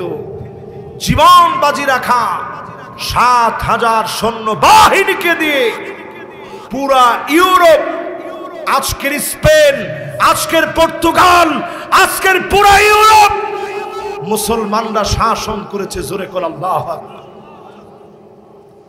আমরা শাসন হারাইছি কবে? 1492 সালে। 781 বছর শাসন করার পর মুসলমানদের ভিতরে মারামারি, কিলাকিলি, দলাদলি, ফতোয়াবাজি, আমি নিয়ে মুসলমানরা শুরু করছে চিৎকার। এই আমিত্ব যখন মুসলমানের ভিতরে আসছে, মুসলমানের পতন হয়েছে। আবার মুসলমানদেরকে কালো এক অধ্যায় চেপে বসেছে মুসলমানের উপরে। ঠিক না ভাই? তাহলে কয়টা শাসন আসবে? 1 নাম্বার, 2 নাম্বার, 3 নাম্বার, 4 নাম্বার। এবং কইল কেন? রাজতন্ত্র পৃথিবী থেকে শেষ। অল্প কয়েকটা দেশে আছে। এটা হচ্ছে আশাদু কাল মাদুম, না থাকার মতোই। এটা বেশি দিন আর টিকবে না। এগুলো সবগুলার পতন হবে সামনের দিনে। সারাটা দুনিয়ার ভিতরে কোরআন সুন্নাহর দিন আসতেছে। জোরে করে আল্লাহু আকবার। আমি প্রমাণ দিব আজকে ইনশাআল্লাহ। এরপরে আমার ভাইরা 4 নাম্বার শাসন এই জমিনে আসবে। সুম্মা তাকুনু মুলকান জাবরিয়া, স্বৈরা শাসন আসবে। আওয়াজ করে বলেন কি শাসন? যেই শাসন আমলে আলেমদেরকে নির্দোষ হওয়ার পরেও জেলের ভিতরে রাখা হয়, যেই শাসন আমলে নির্দোষ ছাত্রদেরকে শাপলা চত্বরে রক্তাক্ত করা হয়, ওই শাসনের নাম কুলসিত স্বৈরা শাসন। রাসূলুল্লাহ সাল্লাল্লাহু আলাইহি ওয়াসাল্লাম বলেছেন যে এই শাসন যখন আসবে, সুম্মা ইয়ারফাউহাল্লাহ, আল্লাহ টেনে উঠায় নিবেন। আল্লাহ এমন ভাবে বাংলাদেশ থেকে টেনে উঠায় নিয়েছে, গরম ভাত রান্না করা ছিল, ভাতের গরম উঠতেছে, ভাপ উঠতেছে, তরকারি রান্না করা ছিল, জালেমেরা খেয়ে যেতে পারে না। তার মানে কি দাঁড়াইছে? আল্লাহ উঠায় নিছে। বাংলাদেশে এই ঘটনা ঘটেছে কয় তারিখ? 5ই আগস্ট। এই ঘটনা 8ই ডিসেম্বর ঘটেছে সিরিয়ায়। এবার ক্যামেরাম্যানরাও প্রস্তুত হন, আপনারা সবাই প্রস্তুত হন। 5ই আগস্ট ঘটলো কোথায়? এরপরে 8ই ডিসেম্বর ঘটলো কোথায়? গত 2 দিন আগে কোন দেশে জানি ঘটছে? আরে না, নেপালের পরে আরো একটা দেশে ঘটছে, শ্রীলঙ্কাতে আরো আগে, সম্ভবত মরিতনিয়ায়, কি জানি নামটা, না জানি মরিশাস। এই যে শুরু হয়েছে, একটা সার্কেল চলছে। এই সার্কেল যে চলছে বাংলাদেশে শুরু হলো 5ই আগস্ট, 8ই ডিসেম্বর শুরু হয়েছে সিরিয়ায়।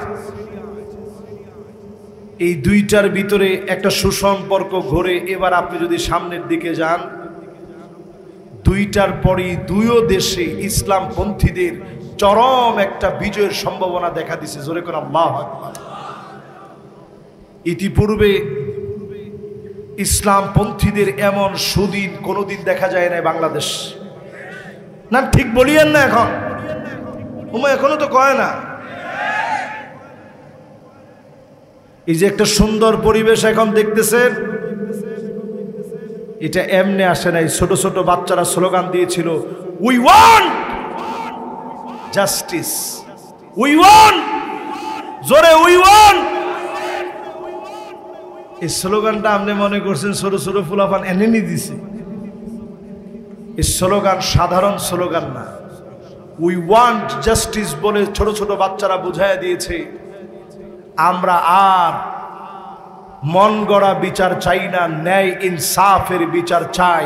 তার মানে হলো এই, ন্যায় ইনসাফের বিচার কোরআন ছাড়া হতে পারে না, পারে না, পারে না। জুমার দিন আপনারা নামাজে যান ঠিক, আরবিতে যখন খতিব সাহেব খুতবা দেন অনেকেই তখন ঘুমান। ঘুম না আসলেও অনেকের জীবনী আসে। খতিব সাহেব শেষে যখন বলে ইন্নাল্লাহা ইয়া'মুরু বিল আদল,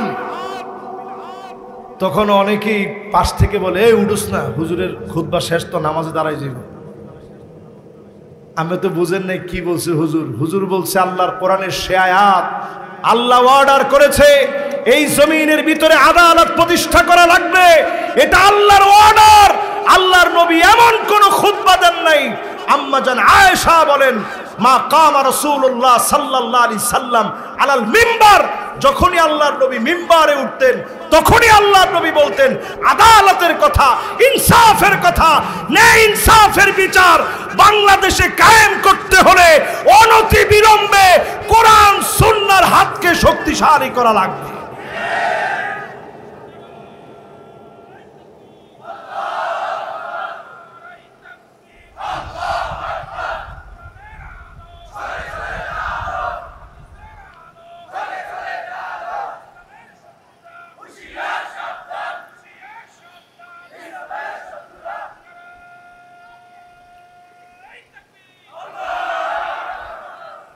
আমি একটু কষ্ট পাইলাম, এখনো আপনারা ঘরে ঘরে জ্বালান কিনলে কিনলে, এতদিনেও ঘরে ঘরে জ্বলবে। একজনের স্লোগানটা সঠিকভাবে দিবেন, একেবারে পুরা মাহফিল থমথমে হয়ে যাবে। দেন তো দেখি।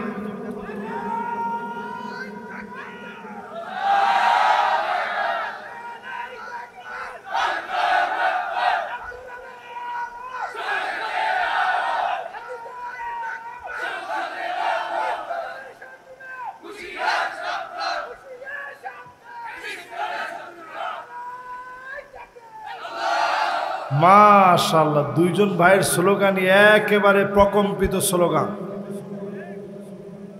এই জায়গায় জালেমরা আরো ব্যর্থ হয়েছে, একটা স্লোগানও মানুষের কাছ থেকে কেড়ে নিতে পারে না। বহুত মারছে, বহুত মামলা দিছে, কিন্তু নারায়ে তাকবীর স্লোগান গলা থেকে যায় না। বাড়ছে না ভাই? আলহামদুলিল্লাহ। কন এবার একটু আপনারা কন, কয়টা শাসন এই জমিনে আসবে? তাহলে 4 শাসন, একেবারে বলতে গেলে জমিনের শেষ প্রান্তে 4 শাসন, ঠিক না? বাকি আছে কয়টা? আল্লাহর হাবিব বলেন বাকি একটা হলো সুম্মা তাকুনু খিলাফাতান আলা মিনহাজি নবুওয়াতিন, এই জমিনে আবার কোরআন হাদিসের বিচার আসবে, ন্যায় ইনসাফের বিচার কায়েম হয়ে যাবে। মানুষের মাঝে যিনি শান্তি ফিরিয়ে দিবেন তিনি কে? আমাদের যারা চলে গেছেন এই দিনটা দেখার তাদের অনেক অপেক্ষা ছিল, কিন্তু এই দিনটা দেখে যেতে পারে নাই। অনেক শখ ছিল যে এরকম একটা সুদিন দেখবে, বের হলে সাংবাদিক আসবে, মানুষগুলো প্রশংসায় ভাসবে যে এই লোকগুলো আর যা করুক এরা দুর্নীতিবাজ নয়, এরা চাঁদাবাজ নয়, এরা লুটেরা নয়, এরা ডাকাত নয়, এরা চরিত্রহীন লম্পট নয়। কিন্তু জিন্দিগিতে প্রশংসা তারা দেখে যেতে পারে না। ওনারা থাকতে দেখছে সব মিডিয়ায় কিছু করলেই বলতো রক কাটা, কিছু করলেই বলতো রাজাকার। কিন্তু আল্লাহ তাআলা দিন কেমনে পরিবর্তন করে। আজকের এই সুন্দর একটা দিন আপনারা যারা পেয়েছেন, এখনো যদি নিজেদেরকে প্রস্তুত না করেন আল্লাহর আদালতে জবাব দিতে পারবেন না মুসলমান। আজকের এই মাহফিলে একটু মিলিয়ে নেন, এই পর্যন্ত মুসলমানদের ভিতরে 1,48,000 আল্লাহর গোলাম 2023 সন থেকে নিয়ে আজকের 2025 পর্যন্ত যদিও ওআইসি বলেছে ৬৮,০০০ মানুষ শহীদ হয়েছে, কিন্তু মুসলমানদের খবর হচ্ছে ১,৪৮,০০০। ফিলিস্তিনে ১,৪৮,০০০ ভাই শহীদ হয়ে গেল। এখন যে যুদ্ধবিরতি দিয়েছে, প্ল্যান প্রোগ্রাম করে যুদ্ধবিরতি দিয়েছে, শান্তিতে নোবেল পাওয়ার জন্য মেগা প্ল্যান করে যুদ্ধবিরতি দেওয়া হয়েছে, মুসলমানদেরকে আবার ঘুম পড়ানোর জন্য দেওয়া হয়েছে। আজকে একটু চিন্তা করে দেখেন, সারা দুনিয়ার মুসলমানদের যে হিম্মত জাগ্রত হয়ে উঠেছিল, ছোট ছোট বাচ্চারা পর্যন্ত 7 আপ দেখলে থুতু মেরেছে, ঠিক কিনা? এই যে একটা চেতনা জাগ্রত হয়ে গেছে, এখানে রসুলের ওই হাদিস আমার মনে পড়ে যাচ্ছে। আল্লাহর নবী বলে গেছেন, এমন একটা সময় আসবে, একটা পাথর পর্যন্ত বলবে, বালুকণা পর্যন্ত বলবে, ওরা ইহুদি, আমার পিছনে ইহুদি লুকায় আছে, ফাকতুলহু, তার গর্দানটা উড়ায় দাও।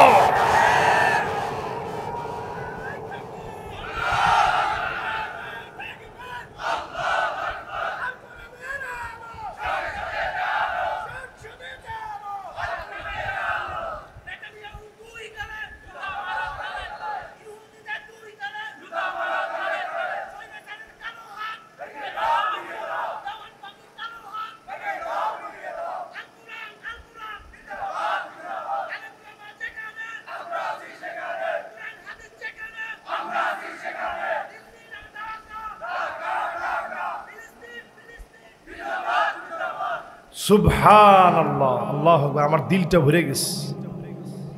আমরা বাংলাদেশে বসে ফিলিস্তিনের পক্ষে যে স্লোগান দেওয়া হলো,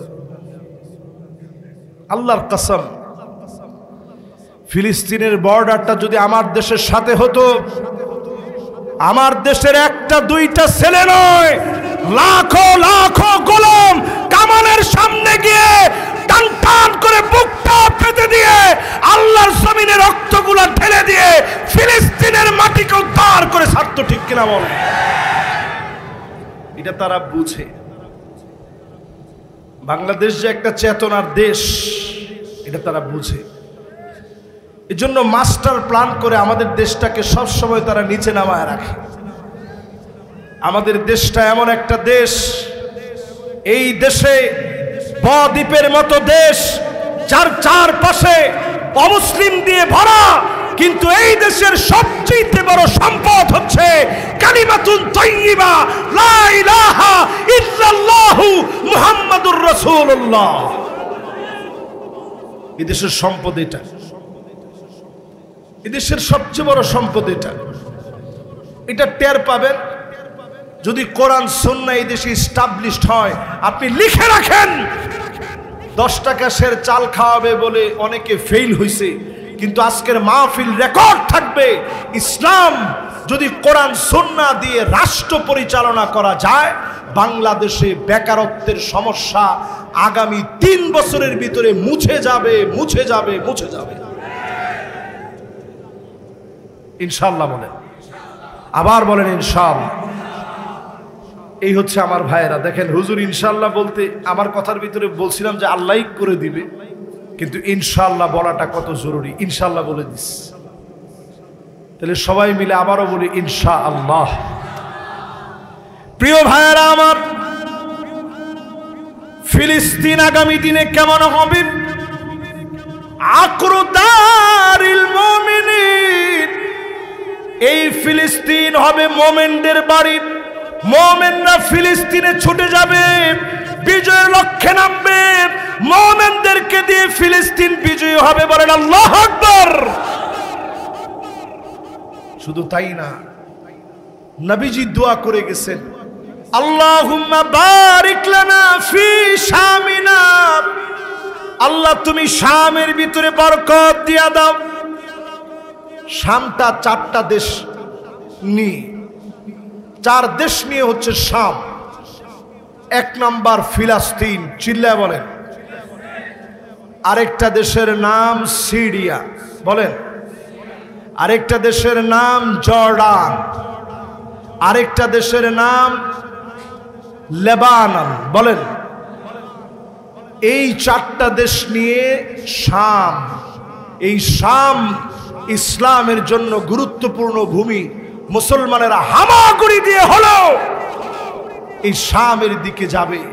যত বেশি তারা বলুক গাজাকে তারা খালি করে ফেলবে, ফিলিস্তিনকে তারা নিশ্চিহ্ন করে ফেলবে, তাদের সমস্ত শক্তি মিলিত হবে, কিন্তু ফিলিস্তিনকে তারা শেষ করতে পারবে না, পারবে না, পারবে না। ওদের হিম্মত কিরকম জানেন? আমার মাঝে মাঝে মনে হয় যে আল্লাহ, আমরা শুধু মনে হয় ওয়াজি করি দুনিয়াতে, তাদের ইমানি হিম্মত, আল্লাহু আকবার। এই কেমন হিম্মত! ছোট একটা বাচ্চাকে বলা হচ্ছে যে এই পিচ্ছি, তোমার উপর দিয়ে বোমারও বিমান ঘুরতেছে, তোমার কি ভয় লাগে না? ছেলেটা আঙ্গুল উঁচা করে বলতেছে, ও সাংবাদিক শোনো, আমার উপর দিয়ে বোমারও বিমান ঘুরতে পারে, তারও বহু বহু উপরে আমার আল্লাহর কুদরতি ক্ষমতা সারা দুনিয়ার উপরে বিস্তার করে। আমি ভয় পাবো কারে? বোমারও বিমানকে আমি ভয় করি না। দেখছেন তাদের ছোট ছোট বাচ্চা ঢিল মারে, তাদের কি শক্তিশালী অস্ত্র শস্ত্রে সুসজ্জিত ট্যাঙ্ক। ওই ট্যাঙ্কের ভিতরে দেখবেন ছোট ছোট বাচ্চারা ইটা মারতেছে, ঢিল মারতেছে। এটা হচ্ছে ইমানি হিম্মত। মুসলমান যদি শুধু ইমানি হিম্মত অর্জন করে, সংখ্যায় যাই হোক, বাতিলের মোকাবেলায় যিনি বিজয় দান করেন তিনি কে? প্রিয় ভাইয়ারা আমার, ফিলিস্তিনের সামনের দিন পরিবর্তন হবে। তারা আজকের যে যুদ্ধবিরতির কথা বলছে, এটা বেশি দিন তারা কন্টিনিউ করবে না। তারা এখন শুধু বলে ধোঁকা দিচ্ছে। আজকেও তারা বোম ফেলিয়েছে। আপনারা দেখবেন মাঝে মাঝেই তারা থেমে থেমে আবার আঘাত করবে। এমনকি তারা যাদেরকে যুদ্ধবন্দী ছিল ফিরিয়ে দিছে, তারা কোথায় যাচ্ছে ডিভাইস দিয়ে সব এগুলো আইডেন্টিফাই করবে, মুসলমানদের বড় ক্ষতি করার চেষ্টা করবে, কিন্তু মুসলমানদেরকে তারা নিঃশেষ করতে পারবে না। আল্লাহর নবী বলেছে, একটা ধুলিবালি পর্যন্ত বলে দিবে আমার পিছনে ইহুদি আছে, এই মুহূর্তে তার কল্লা উড়ায় দাও। বলেন আল্লাহু আকবার। শুধু একমাত্র একটা গাছ বলবে না, ওই গাছের নাম গারকাত। বলেন কি নাম? আবার বলেন কি নাম? এই গারকাত নামক গাছ সবচেয়ে বেশি, ইসরায়েলের সবচেয়ে বেশি গরকত গাছ লাগানো হয়েছে। কারণ তারা জানে রাসূলুল্লাহ যা বলছেন এটা কখনো মিথ্যা হবে না। দিন আসবে এমন কচু কাটা করা হবে, একটা ইহুদির অস্তিত্ব এই জমিনে থাকবে না। জোরে করে আল্লাহু আকবার। এই যে এখন স্বর্ণের দাম বেড়ে যাচ্ছে, আপনাদের কষ্ট হচ্ছে মনে হয়। আমার হাতে আর বেশিক্ষণ না, অল্প কয়েকটা মিনিট আপনাদের কাছ থেকে নিচ্ছি, আমি শেষ দিকে আছি। এই যে হঠাৎ করে স্বর্ণের দাম বাড়তে বাড়তে বাড়তে বাড়তে, আমি কয়েকদিন আগে স্বর্ণ কিনে আনছি, দুবাই গেছিলাম, অল্প স্বল্প স্বর্ণ কিনছি। ভরি পড়ছিল সেই সময়ে 1,86,000 টাকা। গত বছর কিনছি, শুধু ভরি পড়েছে 92,000 টাকা শুধু। এর আগের বছর কিনছি, ভরি ছিল 76,000 টাকা। অল্প কিছুদিনের ডিফারেন্সে এখন স্বর্ণের দাম গিয়ে দাঁড়িয়েছে 2 লক্ষ টাকার উপরে ভরি। 2,05,000। আপনারা অনেকেই মনে মনে চিন্তা করছেন, হুজুর কি স্বর্ণের মধ্যে কি আগুন লাগিয়ে গেছে? না, স্বর্ণের দাম এমন বেড়ে গেল কেন? আমরা যেমন এক সময় ক্রিপ্টোকারেন্সি বুঝতাম না, পকেটে পকেটে প্রত্যেকের টাকা থাকতো, বাজারঘাট সব করতে যেতাম টাকা নিয়ে। যদিও এখন বাংলাদেশে আমরা টাকা নিয়ে যাই, কিন্তু বাংলাদেশে দেখবেন অনেক ভালো ভালো সুপার মার্কেট আছে, ভালো ভালো শপিং সেন্টার আছে, যে জায়গায় অনেকেই কার্ড নিয়ে যায়, কার্ডে টাকাটা বিলটা পে করে দেয়। দেখছেন আপনারা? এটাকে বলে ক্রিপ্টোকারেন্সি। সব কারেন্সিগুলা কার্ডের ভিতরে ঢুকে গেছে। এখন স্বর্ণের যে বারগুলো ছিল, এই বারগুলো সব ইহুদিরা স্টক করতেছে, আর তার বিনিময়ে শুধু ইন্টারনেটে, ওয়েবসাইটে, ডিজাইনে টিটিবার, দেখতে হুবহু স্বর্ণের বারের মতো এরকম টিটিবার মুদ্রা আকারে, যেভাবে টাকা বাদ দিয়ে আপনার মুদ্রা, আপনার টাকা, আপনার ডলার যেভাবে কার্ডের ভিতরে ভরে দিয়েছে, এখন স্বর্ণটাও ডিসপ্লের ভিতরে দিয়ে দিয়েছে। এখন ডিসপ্লেতে মানুষ টিটিবার কিনে, আগে যেভাবে ব্যাংকের ভিতরে নিয়ে গচ্ছিত রাখতো, এখন গচ্ছিত সেখানে না রেখে ইহুদিদের বাণিজ্যিক লেনদেনে গচ্ছিত রাখে টিটিবার। এই টিটিবার কিনে রাখার কারণে ইহুদিরা সব স্বর্ণ কিনে, মূল স্বর্ণ কিনে ধনী হয়ে যাচ্ছে। মুসলমানদের স্বর্ণ তারা কিনে নিচ্ছে, আর টিটিবারের নামে মুসলমানকে ডিসপ্লের ভিতরে স্বর্ণ খাওয়াই দিচ্ছে। আরে কথা কয় না। এই জন্য স্বর্ণের দাম যে কি আকারে বাড়বে এটা আপনি চিন্তা করতে পারবেন না। এই টিটিবারে সেল বাই হয়। আজকে আপনি কিনছেন, একটু পরে দাম আপনি একটু বাড়ায় দিবেন, এরপরে আপনি আরেকটু বাড়ায় দিবেন, কিনা মূল্যের চাইতে কয়েক পয়সা বাড়ায় দিবেন। এইভাবে বাড়তে বাড়তে বাড়তে বাড়তে অনেক বেড়ে যাবে। স্বর্ণের দাম অনেক বেড়ে যাওয়া, অনেক বেড়ে যাওয়া, অনেক বেড়ে যাওয়া, আকাশচুম্বী ছাড়া যাওয়া, এটা বর্তমানে ইহুদিদের মেগা প্ল্যান। মুসলমান এখনো সজাগ হয় নাই। আগামী দিনে সবগুলাকে মাটির নিচে রেখে তারা চাবে আগামীর পৃথিবী নিয়ন্ত্রণ করবে, অর্থনৈতিকভাবে মেধা দিয়ে সারা দুনিয়া তারা নিয়ন্ত্রণ করার চ্যালেঞ্জ হাতে নিয়েছে। যদি মুসলমান বাঁচতে চান, অন্তত ঈমান নিয়ে আপনাকে বাঁচতে হবে, ঠিক কিনা বলেন? প্রিয় ভাইয়েরা আমার, আমি আমার আলোচনার একেবারে শেষ অংশে চলে আসছি। চলেন আমরা সেই দিকে চলে যাই। কষ্ট অন্য আপনি কর। মাশাআল্লাহ, দুইজন মুরব্বী কোমর টান দি ফেলাইছে। যদি বসেন আমরা বেশি খুশি হব। 11টা সামান্য বাজের আর কি। আচ্ছা, এবার আমরা যাই শেষ দিকে ইনশাআল্লাহ। বলেন, ওয়ালাহুম আযানুন লা ইয়াসমাউনা বিহা, যাদেরকে কান দেওয়া হয়েছে এই কান দিয়ে তারা শোনে না। একটাবার চিন্তা করেন, আমরা কতজন লোক কান দিয়ে আল্লাহর কথা শুনি, কান দিয়ে কোরআন শুনি, কানটা দিয়ে কোরআনের আওয়াজগুলো শুনি। অধিকাংশ লোক কেমন দেখবেন, প্রতিদিন ঘন্টার পর ঘন্টা ধরে মিউজিক শুনে। ঠিকঠাক একটু আস্তে কম, আর একটু জোরে। এই মিউজিক যারা যারা শোনেন, প্রত্যেকে মিউজিক শোনার দ্বারা আস্তে আস্তে কিছুদিনের মধ্যেই এরা বিভিন্ন খারাপ মুভিতে অভ্যস্ত হন। যত খারাপ মুভি, খারাপ সাইড আছে, পর্নোগ্রাফিতে আসক্ত, এই পর্নোগ্রাফির যত সাইট আছে, এগুলো সব মিউজিক দেখার পর মানুষের হরমোনগুলোর ভিতরে একটা চেঞ্জ আসে। সেক্সুয়াল হরমোনগুলো উত্তেজিত করে ফেলে। তখনই মানুষ মিউজিক শুনতে শুনতে এরকম খারাপ খারাপ সাইটগুলোতে যায়। বর্তমান গবেষণা বলছে, এই খারাপ খারাপ সাইডে গিয়ে যারা খারাপ ভিডিওগুলো দেখে, এই ভিডিও দেখাটা হেরোইন, আফিম, মেরিজুয়ানা, মদ, এর চেয়ে মারাত্মক হচ্ছে এই পর্নোগ্রাফি, যেটা মানুষকে একেবারে অমানুষ বানায় দেয়। আল্লাহ পাক কোরআন কারীমের মধ্যে বলছেন, কান আছে কিন্তু কান দিয়ে তারা শোনে না। এই কান দিয়ে যারা কোরআনের দাওয়াত নেয় না, ফাইন তাওয়াল্লাউ ফা'লাম আন্নামা ইউরিদুল্লাহু আইয়ুসিবাহুম বিবাদি যুনুবিহিম, আল্লাহ বলেন মুখ ফিরায় নিও না, অচিরেই যিনি ছোট ছোট আযাব দিয়ে পাকড়াও করবেন তিনি কে? এরপর শেষ কথায় আল্লাহ তাআলা বলেন, আল্লাহ রাব্বুল আলামিন বলেন, উলাইকা কাল আনআম বাল হুম আদাল, এই মানুষগুলা পশুর চাইতে নিকৃষ্ট।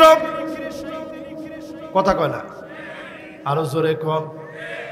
আমি একটু অপমান করে শব্দটা বলতে পারতাম, কিন্তু আমি অপমান করব না। পশুর ভিতরে কুকুর আসেনি, শূকর আসেনি, কিন্তু আল্লাহ তাআলা এমন শব্দ দিয়েছেন উলাইকা কাল আনআম, চতুষ্পদ জন্তুর চাইতে এরা নিকৃষ্ট, বালহুম আদাল, অথবা এর চাইতে নিকৃষ্ট। তা আমিও তাদেরকে সম্মান দিয়েই বলি,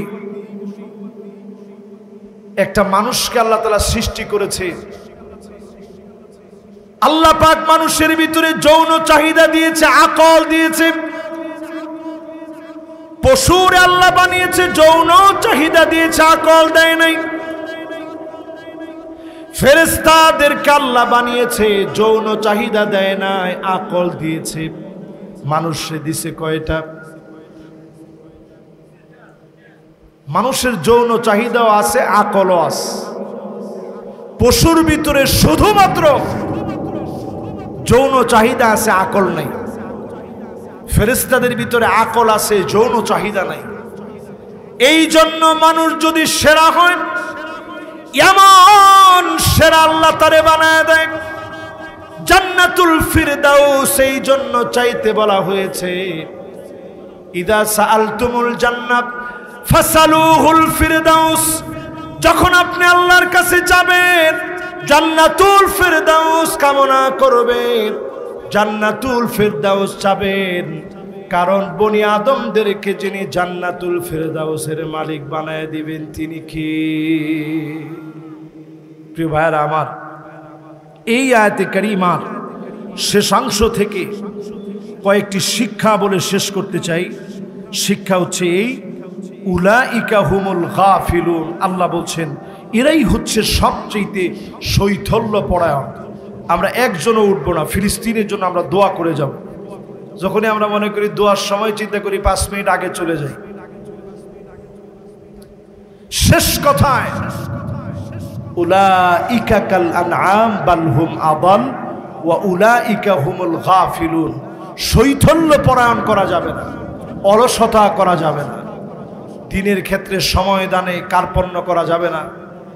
এই দিন কায়েমের প্রয়োজনে এখনকার সময়ে মানিক বাররাত কাদামাহু ফি সাবিলিল্লাহ, আপনার পায়ের ভিতরে যদি দিন কায়েমের জন্য দুলি বাড়ি লাগাতে পারেন, হাদিস বলছে হারামাহুল্লাহু আলাইহিন নার, জাহান্নামের আগুন যিনি হারাম বানায় দিবেন তিনি কে?